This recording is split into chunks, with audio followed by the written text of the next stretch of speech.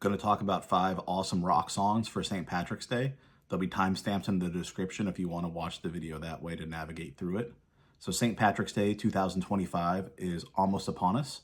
As an American, I think I speak for most Americans actually on this when I don't know what St. Patrick's Day is about other than he was the patron saint who brought Catholicism to Ireland, and we celebrate him by wearing green, talking about like Irish and 4-leaf clovers, but primarily drinking and the green. I mean, those are like the big things.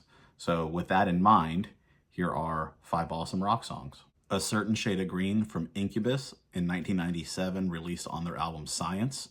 So the title has green, certain shade of green. And then also the song is about procrastination. And I mean, drinking is a part of St. Patrick's Day. And if you're drinking a lot, I think procrastination sometimes go with drinking, not always, but oftentimes. So this song was a single, and it was a pretty big hit for them. I think it was like their first hit, so to speak. It wasn't like, I don't think a super radio big hit, but it was a song that got them, I think, popular among their fans early on. Has amazing, cool guitar intro that sounds super heavy and super clean, like both at the same time. There's a lot of really cool samples. This is kind of the first time you're hearing a lot of samples and keyboards and DJs and stuff in this kind of music. And it's done really well in this song. The verses have a really cool, unique flow to them. You hear super hard slapping bass, which is awesome. The chorus is when you get to the part where you learn it's kind of procrastination is like what the song is about. I don't really know what green has to do with that, to be honest. It's a very heavy song for Incubus. I think it's one of their heavier songs for their hits.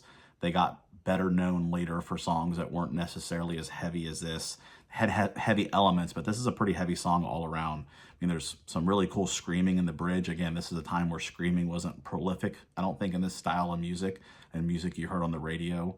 And this isn't like an emo screamo. This is more of a metal scream, but it has almost that, emo screamo quality. Really unique, really cool song. If You Don't Start Drinking, I'm Gonna Leave from George Thorogood from 1991. It was a single and it was on his album Boogie People. So before I go any further, I got to read this disclaimer, I believe. This is actually a quote from George. This song in question is meant as a tongue-in-cheek exchange between 2 adults in the privacy of their own home and should in no way be construed as an endorsement of indiscriminate drinking. Okay? That being said, super cool guitar intro, cowbell, amazing. Has a very If This House Is a Rockin' vibe, SRV, Double Trouble, great song. He references Budweiser, Miller Lite, awesome saxophone solo. Again, the song is called If You Don't Start Drinking, I'm Gonna Leave.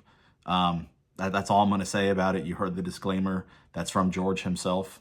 I think he was concerned something was gonna happen with this song that was gonna put him in a negative light because he's a cool dude. He's got drinking songs, but I mean, like, a lot of them are covers and stuff, actually. Sunday, Bloody Sunday from U2 on their 1983 album War. It was also released as a single. This song is about Irish protesters that were killed by some British, I don't even know if it's soldiers or people, but I know it was British that killed the Irish, unfortunately.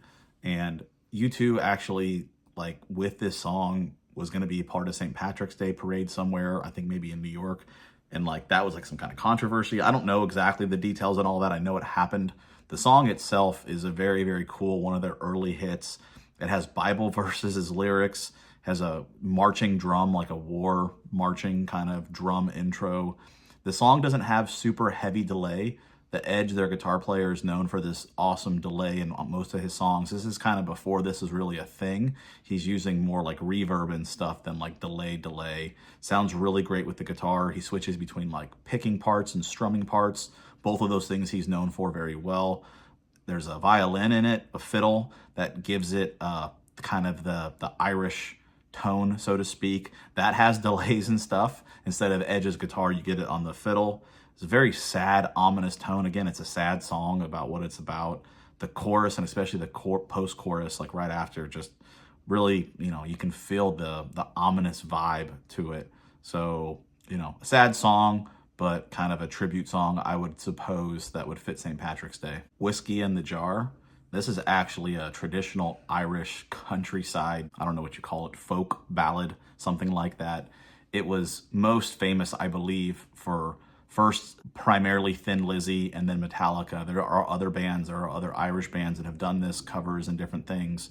Again, I say covers, it's an Irish tune. It'd be like if you took, like Mary Had a Little Lamb and made a song, you know, from that, I think. Kind of, sort of, like it's an Irish, old Irish. Where it comes from, no one knows, but it's from Ireland.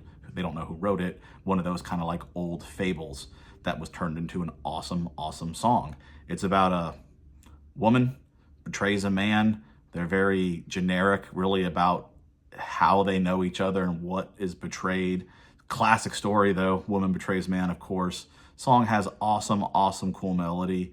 When I sing this song, I sing all the words and all the lyrics. I think it's probably a third or less the actual words.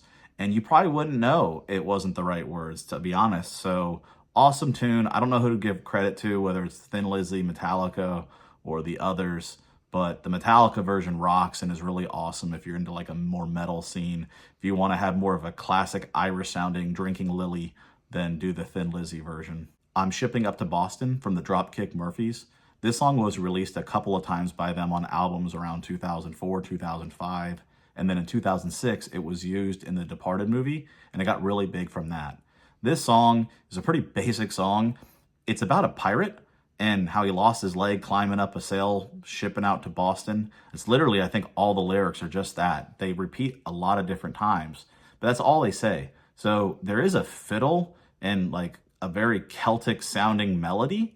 I guess that's what makes it Irish, but I think it's Boston in America, like unless there's a Boston in Ireland. So I don't really know, other than the band itself, what makes us so Irish, but this is synonymous with drinking, synonymous, I think, with Irish stuff, also synonymous with all kinds of different sports across all kinds of different countries. So it's a really, it's kind of like the F word. You can use it in so many different ways. This is the F word, I think, of awesome party rock songs. St. Patrick's Day is just a part of that.